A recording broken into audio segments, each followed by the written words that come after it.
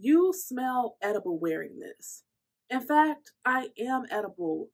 I'm an edible arrangement. What's up, boo? Hey, y'all. Welcome back, or welcome. I'm Brittney, and this is the Brittneyinc channel. First of all, happy Valentine's Day. Imagine a world where I'm actually pre-recording a video and uploading it on time.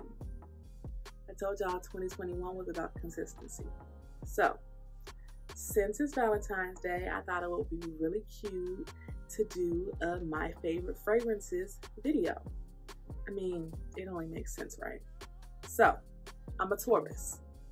Everything that I do is about a sensory experience for me. The things that I eat, the things that I wear, the places I visit, and especially the way that I smell. Everything just needs to be beautiful. Like, I'm trying to spend my life making everything around me beautiful. And smelling beautiful is crucial. That was just a really dramatic Brittney way of saying that I love fragrance. I have always loved fragrance. I can remember the first real perfume that I got. Not like the body sprays, but the perfume. My first perfume that I bought with my little money from my Starbucks check, that was my first job, was Rockin' Rio by Escada.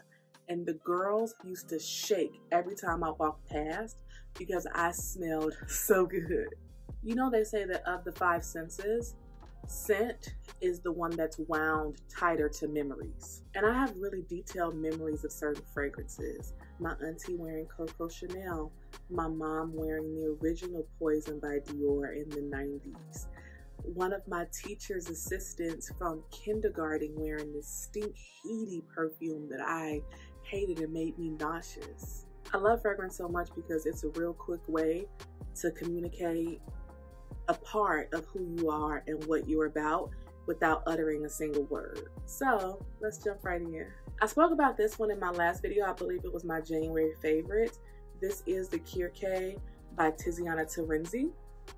This came out in 2015, and the perfumer behind it was Paolo Terenzi, who is the owner of Tiziana Terenzi along with his sister Tiziana. They're an Italian house, and my God, those people really know what they're doing because so many of their products smell beautiful. This is a fragrance I can truly never get tired of. The accords are fruity, sweet, musky, and powdery. And the top notes include passion fruit, pear, raspberry, and warm sand. The middle note is lily of the valley, and the base notes include musk, vanilla, sandalwood, and patchouli. I love sweeter, gourmandy scents. My first fragrance, Rockin' Rio, was sweeter and gourmandy. It was very fruity, but of course, cheap fruity. But this one, it's so beautiful, it's so gourmandy, it's so sweet. You smell edible wearing this. In fact, I am edible. I'm an edible arrangement. What's up, boo? I love that fragrance. Another similar one within the Tiziana Terenzi house is called Cassiopeia, and that too is a favorite. They're pretty similar to me though. Next up is Wood Sage and Sea Salt by Malone. This one came out in 2014, and the perfumer is Christine Nagel. Now, I don't want to be messing up these people's names, but it's inevitable. Sorry to them. The accords in this one is aromatic, salty, citrus, and marine. So it's a stark contrast from the Killian. Now, I love smelling sweet, but I don't mind smelling fresh as well. During my research, it seemed like this was pretty simple. It didn't have too many different notes. The top note is ambrette seed, the middle note is sea salt, and the base note is sage. Like, girl, she's straight to the point of anything. Now, the downfall of this one is that it lasts about as long as my attention span. Like, she doesn't work hard. She's giving Taurus. And like I said in my favorites video, Killian is giving very much Capricorn. But I still love it, and I still replenish the bottles because it's such a beautiful scent, and I haven't found a more oil dense dupe. So next up is Thé Noir 29 by Le Labo. I bet you expect a Santal 33. That's my girl too, but literally everyone talks about Santal 33, so I decided to bring forth my other babe. Thé Noir, or Black Tea, came out in 2015, and the perfumer is Frank Voile. Yeah. Sorry to this man. I love this one. It's so sexy. It's so warm. The accords in this one are woody, fresh, spicy, sweet, and aromatic. It's so sexy. This is definitely a date night fragrance. Like, I don't really categorize my fragrances. I kind of just wear what I want when I'm feeling what I'm feeling. But this is something that you would definitely wear out to like draw everybody to you because it just smells so delicious. The top notes are fig, bay leaf, and bergamot. The middle or the heart notes are cedar, vetiver, and musk. And the base notes are tobacco and hay. This is a unisex fragrance, but it definitely leans more towards masculine, which I tend to like. That's my girl Thé Noir. And notice, so far, I've given you sweet, I've given you fresh, I've given you woody. I can honestly say the fragrance is like the one aspect in my life that's not super consistent and not super predictable, as I am a Taurus. This is one of my favorite cheapy perfumes, Vanille by Outremer Paris.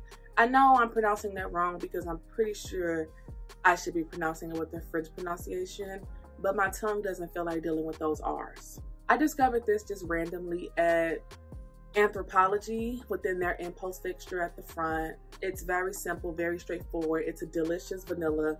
I don't know the perfumer. The only notes that I can find online was vanilla and cotton candy. Child, I don't know when it came out, but the accords are vanilla, sweet, powdery, and caramel. You said caramel or caramel? I used to say caramel, but I don't know why I just said caramel, but it happened. I know a lot of people don't love vanilla, and this is as vanilla as it gets. It's really beautiful. It's really sweet. This is one of those fragrances that I use as a layering piece.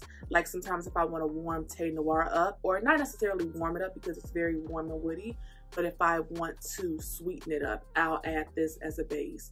I wear this with Santal 33 as well.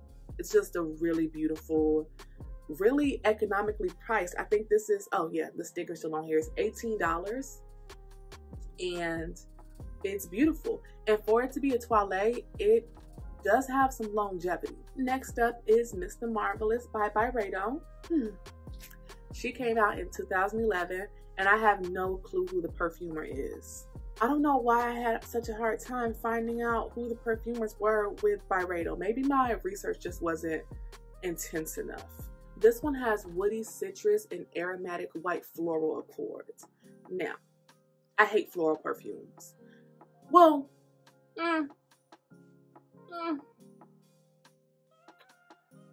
yeah. I hate floral perfumes. I find that oftentimes in most mass, and this obviously isn't mass, this is niche. Most of my fragrances are niche, but they go so heavy on the floral that it cheapens it. So there are some things that I have and will show here that have floral notes, but they're weaved throughout beautifully. It's not just overt like rose, tuberose, lily of the valley. Like it's not giving that. But I typically don't lean towards florals at all. And one of my least favorite notes ever is neroli. And the top note of this is neroli flower and mandarin leaves. Like, and I guess that speaks to, you know, how you present something. One perfumer may use neroli in a way that I hate, while another one creates a masterpiece that I replenish every time I run out. The middle notes of this is bamboo and green lavender, and the base notes are white cedar and black amber. It's really pretty. It's really, I describe this scent as zingy. It's not exactly fresh. The mandarin definitely adds some zing, but it's not your sweet citrus. It's definitely unisex. It's just fresh and spicy. That's the best way I can describe her. I love this. Felicicos by Diptyque. Love her. Love everything, honestly. She came out in 1996, and the perfumer's name is Olivia Giacobetti. This one is very figgy. When I was reading up on it, it said that the perfumer wanted to use like literally every part of the fig tree. Philocycos by Diptyque. I know that's a lie. When I got this, the essay pronounced it Felicicos, but this O really has me shaking. Philosicos. Anywho, So as I was saying, they wanted to use the entirety of the fig tree.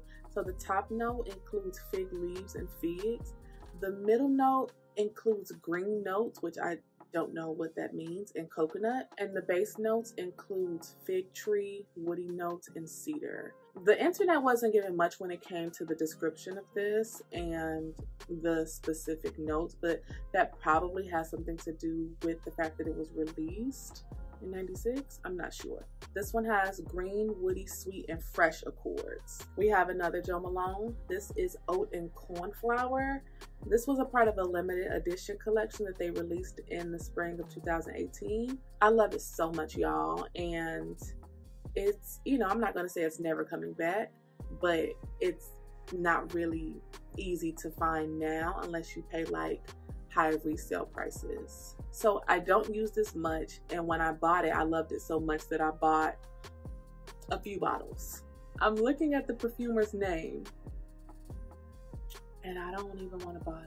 But this her, or him, or them. So as I was saying, this one came out in 2018. The accords of this one are woody, nutty, aromatic, and savory. And like the previous Jo Malone fragrance, the Wood Sage and Sea Salt, there was not many details on Beyonce's internet about the notes. And I'm assuming with this one, it has a lot to do with the fact that it is a special edition and it's not available for purchase right now. But the top notes include white musk, hazelnut, and sweet tobacco. Middle notes, nowhere to be found, and the base notes include vetiver. And I really struggle with describing this scent because it's so creamy and powdery. It just smells like rich and thick, like custardy. I don't know how to describe it in another way. It's so soft and it's so pretty, but it's not floral, and it's sweet, but it's not in a gourmandy way. Well, I did say it's like custardy, so maybe it is something that's edible. It's just really beautiful, and I literally never want to see the end of this bottle. I love it so much. Now, I'm admittedly not a big Killian fan. I tried, y'all. Like Love Don't Be Shy, the one that Rihanna is rumored to wear. I tried that one, but girl, one of the top notes is neroli, and I don't really like the way that neroli is done. And then the other ones, I'm just like, I can do without y'all. But Killian released like a more mass line, and I believe it has like 4 or 5 fragrances. This is one of them. It's called Adults. Actually, I think the entire name is Let's Settle This Argument Like Adults in the Bedroom Naked. I'm not sure who the perfumer is, but it did come out in 2018. The accords are woody, powdery, fruity, and vanilla. All my favorite things. And the top notes include bergamot and lemon. Now, I have the nose of a basset hound, and I'm not pulling any citrus out of this whatsoever. The middle notes are fig nectar, which sounds real cute, and green notes. And the base notes include vanilla, cedar, sandalwood, orris, and violet. It's really pretty. It kind of reminds me of Crystal Noir by Versace. Like sultry and powdery and sexy, but not too heaty. It's not overly woody. It's not oriental. It doesn't have any offensive spice notes. It's just really soft and sexy. It's really beautiful. I can't stop smelling it. That's how beautiful it is. It's just about time for me to re-up on this one. But yeah, if you want to try a Killian product and you don't want to break the bank, I think this size is like $70. Next time I'm going to get the bigger size because I really enjoy it. Another niche product. This one is This Is Not a Blue Bottle, or Ça Ce N'est Pas un Flacon Bleu by Histoire de Parfum. We're not discussing my French accent. Just know it smells good. And also know that I've destroyed the bottle. This one came out in 2015 and it has 2 perfumers, Jarrod Guillain and Julien Rasquinet. I don't know. The accords are musky, citrusy, fresh, spicy, and aldehydic, or is it aldehydic? Because it has aldehydes. The top notes include aldehydes and orange. The middle notes are honey and geranium. And the base notes include musk, patchouli, and amber. I love amber. This smells so delicious. And it's in the same family. They smell nothing alike, but it's in the same family of the Byredo Mr. Marvelous, where it smells zingy. It's like, it's citrusy and kind of sweet, but also powdery, and then the aldehydes. And the aldehydes really give like that fizzy effect, like kind of like molecule. What's that? It don't matter. It's just really beautiful. It's fresh. It's not offensive at all. That geranium, that's a flower that I don't mind. Love her, actually. Another Byredo. This is Accord Oud. I love Oud Immortelle as well, but I don't have that one. Not sure who the perfumer is, but this one came out in 2010. The accords are leather, fruity, warm, and spicy. This is so sexy. It's like oudy, but sweet. The top notes include blackberry rum and saffron. The middle notes is oud, leather accord, and clary sage. And the base notes are patchouli and powdery musk. This is so pretty. I can't stop smelling it. I can't stop smelling anything. But this is really pretty. It's really sexy. It's another one that's really good for date night. I wear it whenever. I've been finding myself reaching for this like all week. I don't know what it is, but it's really beautiful. The dry down is just so good. Love her. And this is another one that pairs really well with that vanilla one I showed y'all earlier. Speaking of vanilla, we have Vanilla Doré by Pharmacia. I don't know her. This is another random find that I pick up at Anthropologie, and just like the other one, it's very economically priced. I think that this one is $22. I literally couldn't find anything about this on the internet. I found one little write-up, and it says, a warm, spicy scent of roasted almond and clove layered with vanilla and blonde woods. Like, that's all I found. It's really beautiful. It's really sweet. I'm not getting any spice or woodiness at all with this. I like to mix this with the vanilla too when I really want to create some chaos. And to wrap up this beautiful, delicious smelling list, we have the Hanamori by Hanamori. This one came out in 1996 and the perfumer is Bernard Elena. My label gone, y'all. The accords of this one are fruity, woody, sweet, and yellow floral. Daisies, sunflowers. It's really sweet and beautiful. And I discovered this one about 10 years ago, just randomly shopping at Bloomingdale's. I never see it in store anymore though. The top notes of this are strawberry, blackberry, blueberry, and black currant. The middle notes, this is when it gets wild for me. The middle notes are lang lang, jasmine, rose, and peony. Now I told y'all I don't like no flowers and stuff. So I'm just like very shocked. It's done beautifully though. The base notes may be the saving grace because the base notes include sandalwood, almond tree, Brazilian rosewood, and Virginia cedar. It has a beautiful dry down. I would say of all these fragrances, this is probably the most classic. You're more likely to find something that smells like this than any of these other niche girls on here, minus the vanilla ones that I get from Anthropologie because they're very simple and one-dimensional. But this one, when I first got this, I think I was like 21. And it just smelled grown. I was graduating from like Escada, Rock and Rio, or like Juicy Couture, Viva La Juicy, like those sweeter girls, and coming into a more mature, sweeter perfume. And I still love it all these years later. It's really beautiful. It lasts such a long time. It's beautiful on the skin. This is a great date night perfume because like I said, it definitely leans more towards classic. And I'm so happy that I cannot smell all the florals that are present. And those beautiful people are my favorite fragrances that I own right now. There are some things that I need to replenish that are definitely favorites. And there's some that I've smelled that are absolutely on my wish list. And I think I'm going to do a fragrance wish list eventually. So yeah, that's it. Have y'all tried any of these? If so, let me know down below. And also let me know, like, what's your favorite fragrances? Like, what's your top 3? Are you the type of person who wears the same fragrance every day? Or are you like me, where you kind of spritz according to your mood? Because I don't know how many this was. More than likely it was an odd number because I love odd numbers.